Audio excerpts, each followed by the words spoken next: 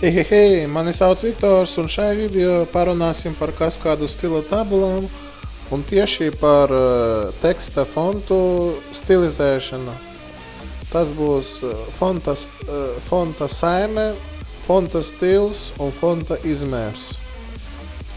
Lai jau tā acīm redzami redzēt atšķirību starp fontiem, ir dažādas saimes, sans serif, serif un vēl viena serif, tad te jūs redziet to atšķirību. Būtībā šitie ir divi, un te ir vienkārši tā starpība parādīta. Ja paskatīties pa fontu vispār pateikt pa fontu veidiem, tad ir tādi web safe fonti. Tas nozīmē, ka 99% gadījumos jūsu weblapa tiks attēlota tieši tā, kā jūs gribat, ja jūs izmantosiet tieši tos fonta veidus, kuri ir web safe. Un no tiem varētu pateikt, ka ir Times New Roman, Georgia, Arial, Verdana, kur ir tas vairāk tā kā datorkodā attēlošanai. Vispār, ja jūs man prasat, kādu fontu es jums ieteiktu izmantot, tad tās fonts būtu Verdana, jo viņš lielākā, it kā ir tāda doma internetā un vispār runā, ka to ir visvieglāk uztvert cilvēkam tieši Verdana fontu. Un izmantojot fontu ir ļoti dažādi pierakstu veidi. Arī par dažiem no šitiem mēs parunāsim. Pirmkārt, vispār, kā var piemērot fontu mūsu weblapai. To mēs arī tagad izdarīsim. Ejam uz mūsu teksta editoru, atveram šablonu un uzreiz to saglabājam ar jaunu vārdu. Piemēram, 06 pasvītrojums CSS fonts un saglabājam. Te uzreiz stilās tego sadaļa head starp style tagiem ierakstam.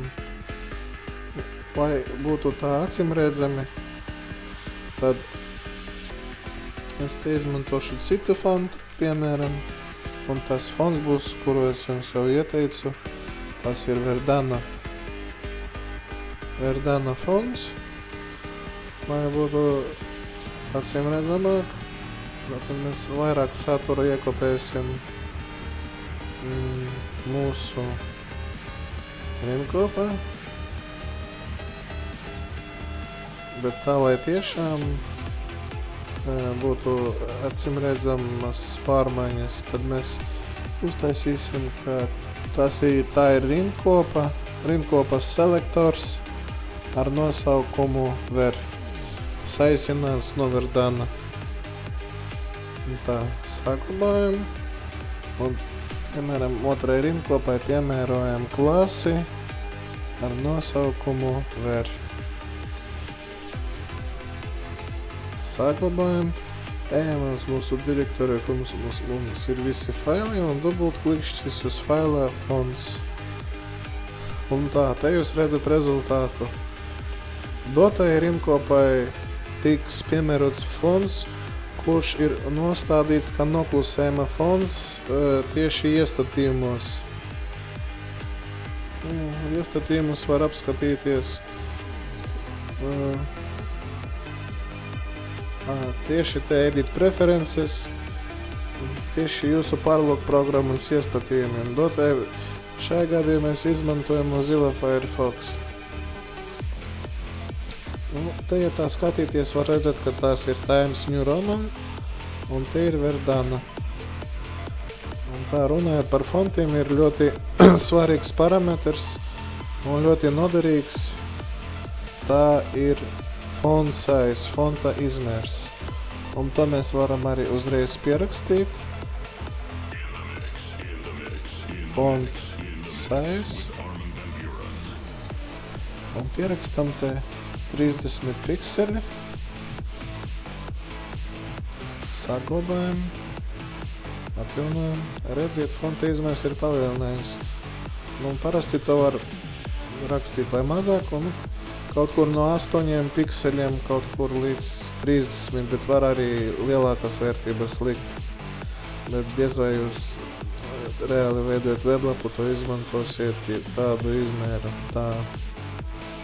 Ja pa fontiem vēl ir tāds parametrs, ka fonta stils, un no tā, ko varu minēt, kas varētu būt noderīgs dotajā gadījumā, tas ir, viņam ir 3 vērtības, normāli, italic, oblique.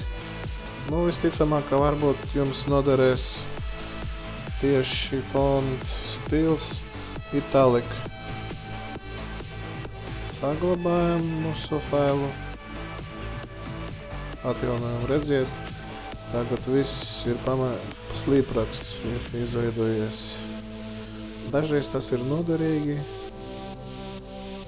Jo, ko gribu pateikt? Vēlos pateikt, ka jūs varat savā kaskāda stila tabulas, piemēram, izveidot 100 P selektoros un dažādas 100 klases katram dzīves gadījumam. Tā. Ar fonta lielumu es jums jau teicu. Kāpēc tas ir svarīgi? Jo tieši headingus, virsrakstus, tiem ir jābūt loģiskiem. Piemēram, tēmas virsraksts, protams, jūs izmantojat headingu, bet tieši satura vajag izmantot rindkopas, jo šito mēs jau visu esam apguvuši. Te ir, mana rakstā ir dažādi varianti, visu to jūs varat paši izmēģināt, nospiežot podziņu, izmēģināt pats un te kaut ko samainot, piemēram, tur 50, submit code. Iespējas ir ļoti neierobežotas šajā ziņā. Un te ir arī vairāki piemēri. Un no šitiem, ko varētu vēl pieminēt, tas ir font weight. Ko tas dod mums? Šito mēs izdzēsīsim, jo jūs jau to būtību sapratāt. Un font weight, tas nozīmē trekenraksts. Atjaunojam, redziet, viņš bold up ir tagad izveidojis. Un tas bija viss, ko gribēju par tiem parametriem jums pateikt. Paldies par uzmanību!